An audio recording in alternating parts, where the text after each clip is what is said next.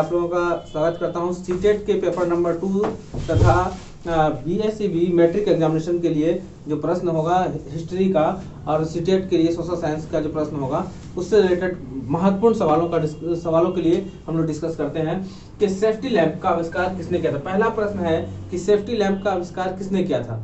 आप जानते ही हैं कि सेफ्टी लैंप का आविष्कार किस वजह से किया गया था, क्योंकि जब कोयले के खदान में लेबर जाते थे तो उनको वहाँ पे कुछ दिखता नहीं था किस तरह से मतलब वो काम करे, तो उसके लिए बहुत ही बड़ा वरदान साबित हुआ सेफ्टी लैंप का। और ये सेफ्टी लैंप ये खदानों के अंदर लेबरों को जाने में तथा अपने काम करने में उसको मददगार साबित हुई। तो वो कौन से ऐसे लोग थे जिन्होंने इसका आविष्कार किया था। जेम्स हारग्रीव्स ने किया था, जॉन ने किया था, क्रम्पटन ने किया था या हेम्फ्री डेवी ने किया। जेम्स हारग्रीव्स के बारे में आप जानते हैं कि स्पिनिंग जेनी का इन्होंने आविष्कार किया था। और जब औद्योगिक क्रांति आई उस दौरान इंडस्ट्रियल रिवोल्यूशन आया, तो इंडस्ट्रियल रिवोल्यूशन में इस सारी चीज़ों का एक बड़ा इम्पोर्टेंस रहा, जो छोटी छोटी मशीनों का आविष्कार किया गया। इसी दौरान हेम्फ्री डेवी की जहाँ तक बात की जाए तो ये कोयले के खदानों में जाने वाले लेबरों के लिए उन्होंने एक सेफ्टी लैंप का आविष्कार किया था और ये हेम्फ्री डेवी साहब थे। ऑप्शन नंबर डी बिल्कुल राइट है। तो चलिए डिस्कस करते हैं नेक्स्ट प्रश्न में, जनसंख्या का अधिकतम घनत्व कहाँ होता है, यानी हाईएस्ट पॉपुलेशन डेंसिटी जो होती है वो किस जगह पे पाई जाती है। गांव में हाईएस्ट पॉपुलेशन डेंसिटी पाई जाएगी, मतलब जनसंख्या घनत्व पाया जाएगा, या शहर के अंदर, या मतलब कि किसी नगर में या महानगर में, कहाँ पे सबसे अधिक लोग बसते हैं, सबसे अधिक घनी आबादी होती है। तो आप सभी को पता है कि नगर, महानगर, ग्राम, कस्बा। ग्रामों में जो आबादी होती है वो दूर दूर तक होता है, कहीं बस्ती में छूट फूट घर होता है, किसी जगह पे कोई ऐसा बस्ती मिलेगा आपको जहाँ ग्राम में क्या है घनी आबादी मिलेगी, वो भी कोई खास घनी आबादी नहीं होती है।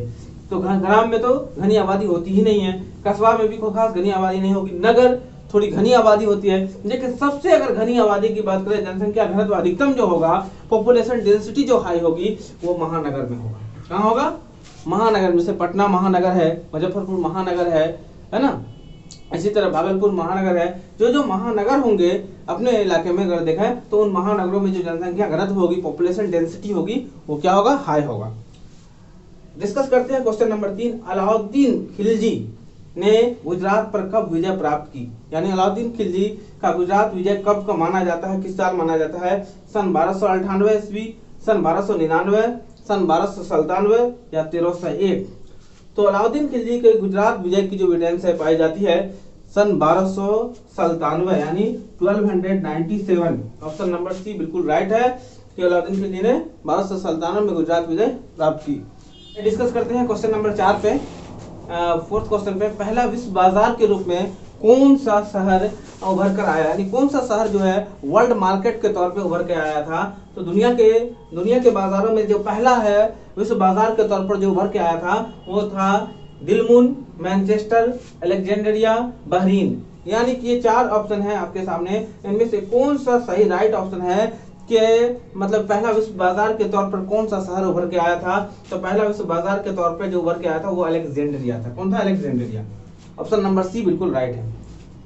चलिए डिस्कस करते हैं प्रश्न नंबर 5 में। 1810 से 1880 तक लंदन की आबादी थी, यानी लंदन की आबादी यानी ब्रिटेन, जिससे हम लोग कह सकते हैं कि उस वक्त जो हमारा देश स्लेव था, इंपीरियलिज्म का पार्ट था, तो ब्रिटेन का था, तो ब्रिटेन का साम्राज्य था हमारे देश के अंदर। तो वो उस वक्त उसकी आबादी कहा जाता है 1810 से 1880 तक कितनी आबादी थी, कितना लाख था? 30 लाख, 40 लाख, 50 लाख या 35 लाख। उस वक्त हम मतलब कि ब्रिटेन की जो आबादी थी वो थी 40 लाख। कितनी थी? ऑप्शन नंबर बी बिल्कुल सही है। प्रश्न उठता है, प्रश्न नंबर 6 है कि मेजनी का संबंध किस संगठन से था, यानी कौन सी ऑर्गेनाइजेशन से मेजनी रिलेटेड थे, मेजनी का संबंध किससे था? लाल सेना, कार्बोनरी, डाइट, फिलिक हेटारिया, यानी किससे मेजनी का संबंध था। मेजनी कहाँ के रहने वाले थे? आप सभी को पता है कि मेजनी जो इटली के रहने वाले थे, और इनका संबंध किससे था? तो मेजनी के बारे में आप पढ़ते हैं यूरोप में राष्ट्रवाद नाम से चैप्टर जो है उसमें। तो मेजनी का संबंध जो है किससे है? कार्बोनरी से। किससे है? ऑप्शन नंबर बी बिल्कुल राइट है। नेक्स्ट क्वेश्चन डिस्कस करते हैं। आइए डिस्कस करते हैं प्रश्न नंबर 7। तुगलक वंश का इतिहास किस ग्रंथ में संग्रहित है, यानी कौन ऐसी बुक है जिसमें तुगलक वंश का इतिहास मिलता है। ऑप्शन है Tarikh Firoz Shahi, number A. B Prithviraj Raso, और option number C Surjan Charitra, और option number D Tarikh Fakhruddin. यानी इन चारों में कौन सा ऑप्शन सही है? इसमें कौन सा पाया जाता है? तुगलक वंश का इतिहास पाया जाता है, वो है तारिक फिरोज शाही, यानी ए नंबर ऑप्शन बिल्कुल राइट है। तारिक फिरोज शाही में क्या है? तुगलक वंश का इतिहास पाया जाता है। अब क्वेश्चन नंबर 8 डिस्कस करते हैं।